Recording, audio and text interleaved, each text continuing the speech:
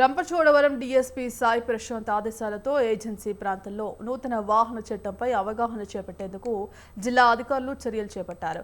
Police శాఖ అన్ని మండలాల పరిధిలో పర్యటిస్తూ అవగాహన కార్యక్రమాలు నిర్వహిస్తున్నారు. ఇందులో భాగంగా రంపచోడవరం అంబేద్కర్ సర్కిల్లో విద్యార్థులతో మానవహారం నిర్వహించి ట్రాఫిక్ రూల్స్ ఉల్లంఘిస్తే కఠిన చర్యలు తప్పవని హెచ్చరించారు.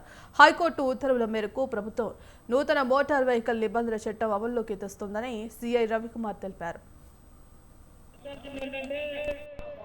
ఎవరైనా దొరికితే మొదటిసారి అయితే 10,000 రూపాయలు జరిమానా, రెండోసారి అయితే 15,000 మరియు జైలు శిక్ష కూడా ఉంటుంది. జైలు శిక్ష కనీసం 30 రోజుల నుంచి 45 రోజులు లేదా 60 రోజులు జైలు శిక్ష విధించబడుతుంది. కనుక ప్రతి ఒక్కరూ గమనించాల్సింది ఏంటంటే తాగి డ్రైవ్ చేయకూడదు.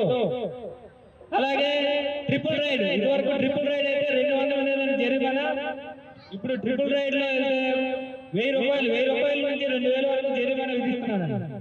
కనుక ట్రిపుల్ రైడ్, ముఖ్యంగా ట్రిపుల్ రైడ్ ఎక్కువగా మన రంపచోడవరంలో ట్రిపుల్ రైడ్ లో నడుపుతున్నారు బైక్లు. ట్రిపుల్ రైడ్ లో ఎవరైతే నడుపుతున్నారు